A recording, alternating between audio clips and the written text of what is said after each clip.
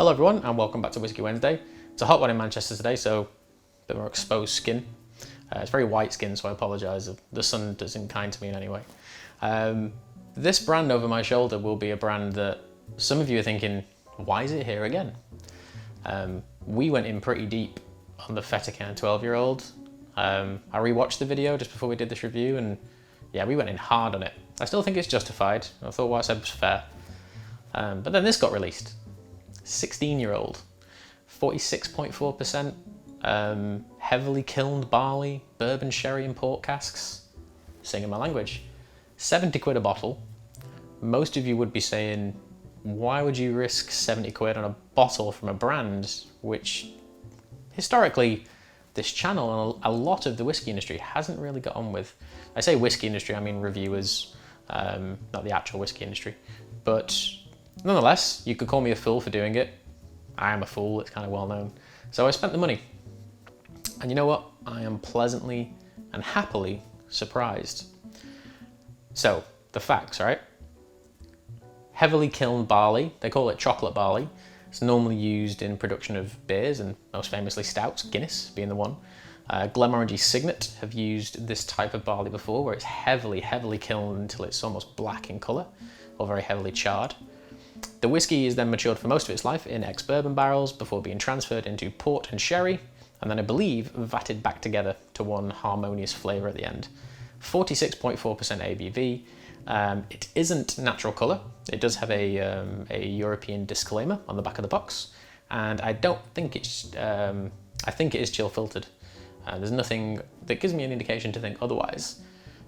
But the use of all these magical things put together seems to have created a Fettercairn product, which is actually very good.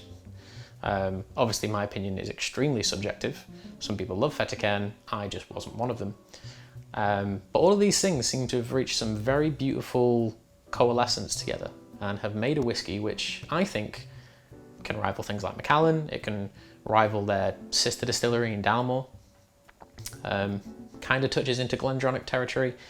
And when I go to smell it, has a nose which is very reminiscent of quite a few other whiskies.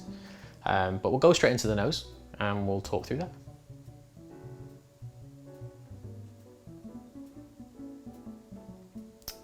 So there's a lot of casks to deal with. The first time I smelt this, it reminded me of Macallan Edition 2, which amongst most people who have tasted that whiskey of the Edition series, it was their favourite. Big chocolatey, orangey kind of nose, loads of like butterscotch and toffee. This has that, but there's also a small element that reminds me of Yamazaki 18. And I've not smelt Yamazaki 18 for 7 months, roughly. I think it was February last time I tried it, so maybe a bit longer. And it always has this kind of rum and raisin quality to it. And this has that in quite a large abundance.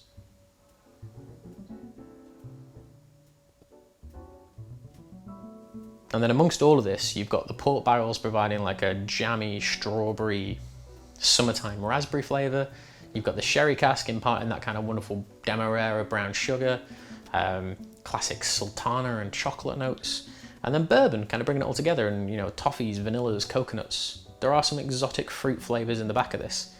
When I first opened the bottle, which was about, at this point, 3 weeks ago, it had that funkiness that Fettercairn is known for, almost like a parmesan, kind of, not quite blue cheese, but an unusual cheese note to it.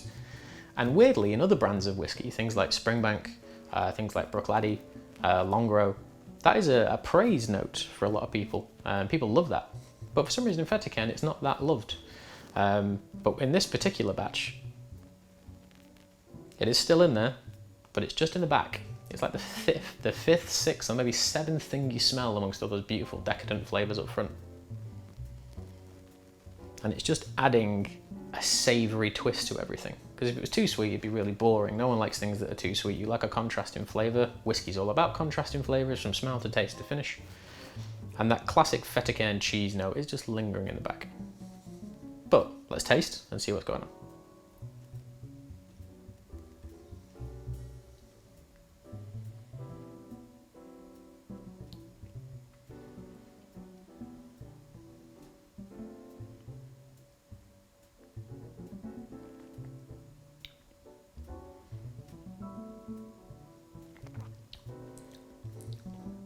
initially almost has a texture which reminds me very much of Johnny Walker Blue Label. It's very silky, it's very welcoming, it's very soft. Then as you weave it around, you start to get the cask influences coming in. The bourbon is there all the way down the middle. It's nice and bright, it's providing loads of green apple flavour, nice bit of toffee, and almost like a sponge sugar candy floss note. Really runs down the middle of the tongue.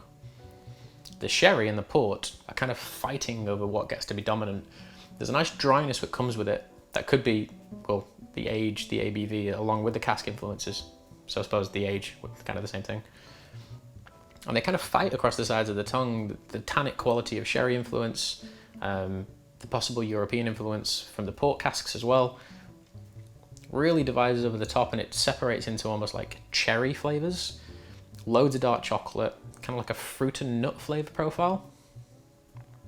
And then with spiciness, like really nice, welcoming, oaky, toasty tannicness. Just slightly bitter, but again, complementary. That cheesy note we talk about on the nose, almost non-existent, goes away in the taste. The barrels are quite dominant in this.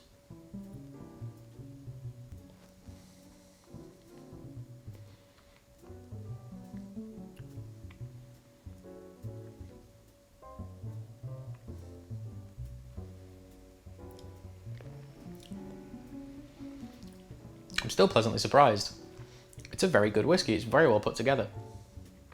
My next comment is going to be quite intense, and some of you will disagree, some of you will agree, but it reminds me a lot of Macallan 18. Like a lot of Macallan 18, but with just Fettercairn's little twist in there. Which at this age, with all these different influences, makes it quite interesting, it makes it a little bit unusual. It's a good whiskey. And I never thought I'd say that in a video with that brand behind me, but it's a good whiskey. I can't find any flaws in it. I know it's coloured, I know it's probably chill filtered. That doesn't mean it's bad whiskey, it just means it's made for a certain person. A fact I think all whiskey drinkers should remember is that 90% of all whiskey that is served in the world isn't served neat. People who like non-chill filtered, natural coloured things, we are a niche market, growing, but niche nonetheless. Ironically, this says first release on the box and the bottle, and it's sold out in Europe, I believe. So I think a lot of collectors have kind of jumped on this and bought it because it's the first release. It tastes good. If you have one, I encourage you to open it and put it next to a Macallan 18 if you have any, maybe even a Macallan 12, Macallan Edition 2, because it's doing a lot of similar things, and it's 70 quid a bottle, maybe sometimes 65. But overall, regarding score, I'm going to give it an 8. I think it's really, really tasty. I can't find flaws with it. I can't think of anything minus like the whole colouring and filtration thing which puts me off it at all. Spent my own money on it. I will happily take this home and enjoy the rest of the bottle after giving a few samples out to friends. But I think it's a solid 8 out of 10 on this channel for a Fettercairn, which is unusual without any doubt. But nonetheless, thank you all for watching. This is Fettercairn's 16-year-old first release from 2020. It's an 8 out of 10. I look forward to seeing you all next week, and I very much look forward to reading the comment section on this video. I'll see you around.